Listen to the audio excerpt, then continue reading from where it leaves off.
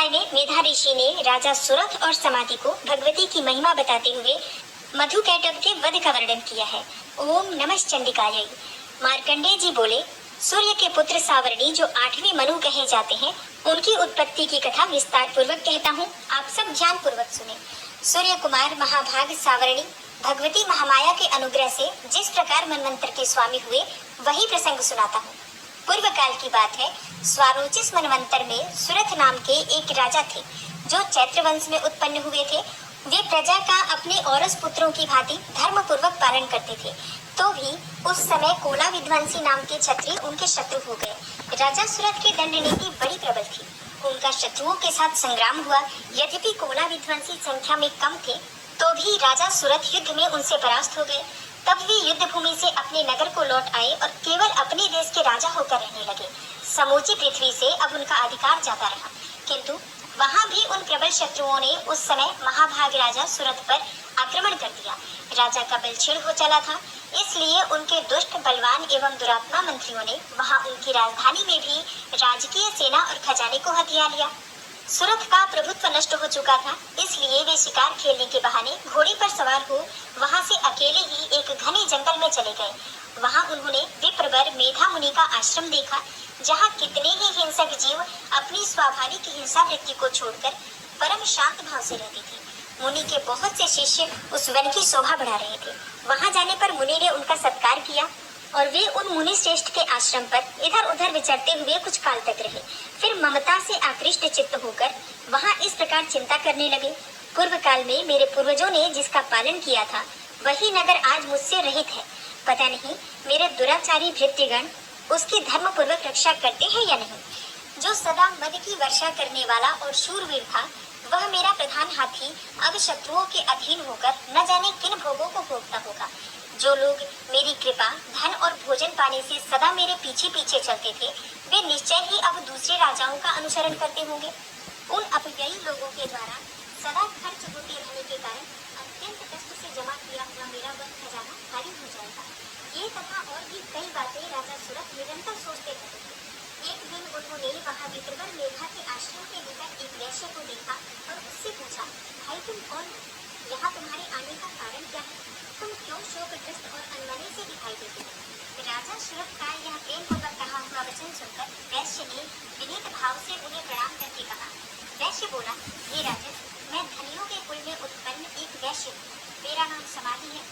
मेरे दुष्ट स्त्री और पुरुषों ने धन के लोभ से मुझे घर से बाहर निकाल दिया है। मैं इस समय धन, स्त्री और पुत्रों से वंचित हूँ। मेरे विश्वसनीय बंधुओं ने मेरा ही धन लेकर मुझे दूर कर दिया है, इसलिए दुखी होकर मैं वन में चला आया। यहाँ रहकर मैं इस बात को नहीं जानता कि मेरे पुत्रों की, स्त्री की और स्वजनों की कुशल है या नहीं। इस समय घर में वे कुशल से रहते हैं अथवा उन्हें कोई कष्ट है। वे मेरे पुत्र कैसे हैं? क्या वे सदाचारी हैं अथवा दुराचारी हो गए? राजा ने पूछा, जिन लोभी स्त्री पुत्र आदि ने धन के कारण तुम्हें घर से निकाल दिया, उनके प्रति तुम्हारे चित्त में इतना स्नेह का बंधन क्यों? वैश्य बोला, आप मेरे विषय में जैसी बात कहते हैं वह सब ठीक है, किंतु क्या करूं, मेरा मन निष्ठुरता नहीं धारण करता। जिन्होंने धन के लोभ में पड़कर पिता के प्रति स्नेह, पति के प्रति प्रेम तथा आत्मीय जन के प्रति अनुराग को तिलांजलि दे मुझे घर से बाहर निकाल दिया है, उन्हीं के प्रति मेरे हृदय में इतना स्नेह है।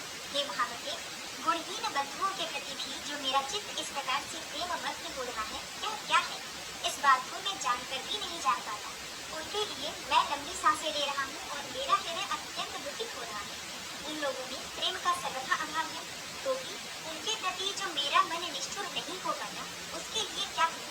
मार्कंडेय जी कहते हैं, हे ब्रह्मन, तदनंतर राजाओं में श्रेष्ठ सुरथ और वह समाधि नामक वैश्य दोनों साथ साथ मेधा मुनि की सेवा में उपस्थित हुए और उनके साथ यथा योग्य न्यायानुकूल विनयपूर्ण बर्ताव करते गए। तत्पश्चात वैश्य और राजा ने कुछ वार्तालाप आरंभ किया। राजा ने कहा, हे भगवान, मैं आपसे एक बात पूछना चाहता हूँ, उसे बताइए। मेरा चित्त अपने अधीन न होने के कारण वह बात मेरे मन को बहुत अधिक दुख दे रही है। जो राज्य मेरे हाथ से चला गया है, उसमें और उसके संपूर्ण अंगों में मेरी ममता बनी हुई है। हे मुनिश्रेष्ठ, यह जानते हुए भी कि अब वह मेरा नहीं है, अज्ञानी की भांति मुझे उसके लिए दुख क्यों होता है? यह क्या है? इधर यह वैश्य भी घर से अपमानित होकर आया है। इसके पुत्र, स्त्री और वृद्धों ने इसे छोड़ दिया है। स्वजनों ने भी इसका परित्याग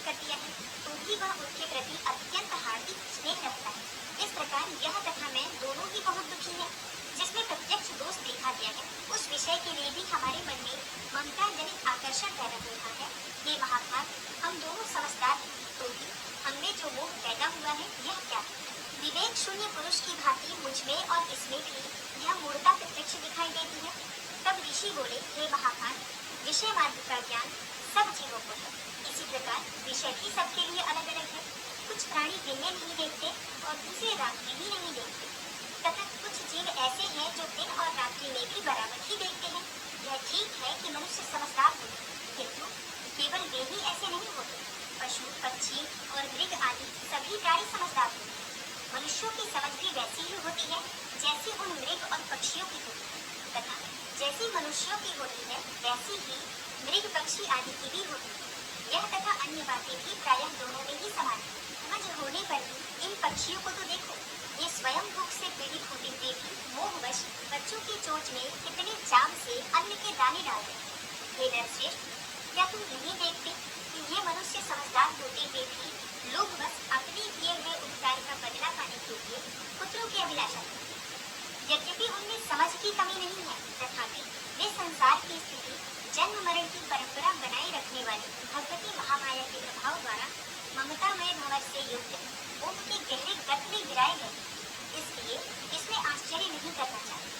जगदीश्वर भगवान विष्णु की योग निद्रा रूपा जो भगवती महामाया है, उन्हीं से यह जगत मोहित हो रहा है। वे भगवती महामाया देवी ज्ञानियों के भी चित्त को बलपूर्वक खींचकर मोह में डाल देती है। वे ही इस संपूर्ण चराचर जगत की सृष्टि करती है, तथा वे ही प्रसन्न होने पर मनुष्यों को मुक्ति के लिए वरदान देती है। वे ही पराविद्या, संसार बंधन और मोक्ष की हेतुभूता सनातनी देवी तथा संपूर्ण ईश्वरों की भी अधीश्वरी है। राजा ने पूछा, हे भगवान, जिन्हें आप महामाया कहते हैं, ये देवी कौन है? ब्रह्मन, उनका आविर्भाव कैसे हुआ तथा उनके चरित्र कौन कौन है? ब्रह्मवेताओं में श्रेष्ठ महर्षि उन देवी का जैसा प्रभाव हो, जैसा स्वरूप हो और जिस प्रकार प्रादुर्भाव हुआ हो, वह सब मैं आपके मुख से सुनना चाहता हूँ। तब ऋषि बोले, हे राजन, वास्तव में तो ये देवी नित्य स्वरूपा ही है। संपूर्ण जगत उन्हीं का रूप है तथा उन्होंने समस्त विश्व को व्याप्त कर रखा है। तथापि उनका प्राकट्य अनेक प्रकार से होता है, वह मुझसे सुनो। यद्यपि वे नित्य और अजन्मा है, तथापि जब देवताओं का कार्य सिद्ध करने के लिए प्रकट होती है, उस समय लोक में उत्पन्न हुई कहलाती है। कल्प के अंत में जब संपूर्ण जगत के कारणों में निमग्न हो रहा था और सबके प्रभु भगवान विष्णु शेषनाग की शैया बिछाकर योग निद्रा का आश्रय ले सो रहे थे, उस समय उनके कानों के मैल से दो भयंकर असुर उत्पन्न हुए, जो मधु और कैटभ के नाम से विख्यात थे। ये दोनों ब्रह्मा जी का वध करने के लिए तैयार हो गए। भगवान विष्णु के नाभि कमल में विराजमान प्रजापति ब्रह्मा जी ने जब उन दोनों भयानक असुरों को अपने पास आया और भगवान को सोया हुआ देखा, तब एकाग्र चित्त होकर उन्होंने भगवान विष्णु को जगाने के लिए उनके नेत्रों में निवास करने वाली योग निद्रा का स्तवन आरंभ किया, जो इस विश्व की अधीश्वरी, जगत को धारण करने वाली, संसार का पालन और संहार करने वाली तथा तेजा स्वरूपा भगवान विष्णु की अनुपम शक्ति है। उन्हीं भगवती निद्रा देवी की भगवान ब्रह्मा स्तुति करने लगे। ब्रह्मा जी ने कहा, हे देवी, तुम ही स्वाहा, तुम ही स्वधा और तुम ही वसतकार हो। स्वर भी तुम्हारे ही स्वरूप है और तुम ही जीवनदायिनी सुधा हो। नित्य अक्षर प्रणव में आकार, उकार, मकार, इन तीनों मात्राओं के रूप में तुम ही स्थित हो तथा इन तीन मात्राओं के अतिरिक्त जो बिंदु रूपा नित्य अर्थ मात्रा है, जिसका विशेष रूप से उच्चारण नहीं किया जा सकता, वह भी तुम ही हो। हे देवी, तुम ही संध्या, सावित्री तथा परम जननी हो। हे देवी, तुम ही इस विश्व ब्रह्मांड को धारण करती हो। तुमसे ही इस जगत की सृष्टि होती है, तुम्ही से इसका पालन होता है और सदा तुम ही कल्प के अंत में सबको अपना ग्रास बना लेती हो। हे जगन्मयी देवी, इस जगत की उत्पत्ति के समय तुम सृष्टि रूपा हो, पालन काल में स्थिति रूपा हो तथा कल्पांत के समय संहार रूप धारण करने वाली। तुम ही महाविद्या, महामाया, महामेधा, महास्मृति, महामोह रूपा, महादेवी और महासुरी हो और तुम ही तीनों गुणों को उत्पन्न करने वाली सबकी प्रति हो। भयंकर काल रात्रि, महारात्रि और मोह रात्रि भी तुम्ही हो। तुम्ही श्री, तुम्ही ईश्वरी, तुम्ही वीर और तुम्ही बोध स्वरूपा वृत्ति हो। लज्जा, पुष्टि, तुष्टि, शांति और क्षमा भी तुम्ही हो। तुम खड्ग धारिणी, शूल धारिणी, घोर रूपा तथा गदा, चक्र, शंख और धनुष धारण करने वाली हो। बाण, भुशुंडी और परिघ ये भी तुम्हारे अस्त्र हैं। तुम सौम्य और सौम्यतर हो। इतना ही नहीं, जितने भी सौम्य एवं सुंदर पदार्थ हैं, उन सबकी अपेक्षा तुम अत्यधिक सुंदरी हो। पर और अपर सबसे परे रहने वाली परमेश्वरी तुम्ही हो। हे सर्वस्वरूपे देवी, कहीं भी सत असत रूप जो कुछ वस्तुएं हैं और उन सब की जो शक्ति है वह तुम ही हो। ऐसी अवस्था में तुम्हारी स्तुति क्या हो सकती है? जो इस जगत की सृष्टि, पालन और संहार करते हैं, उन भगवान को भी जब तुमने निद्रा के अधीन कर दिया है, तब तुम्हारी स्तुति करने में यहाँ कौन समर्थ हो सकता है?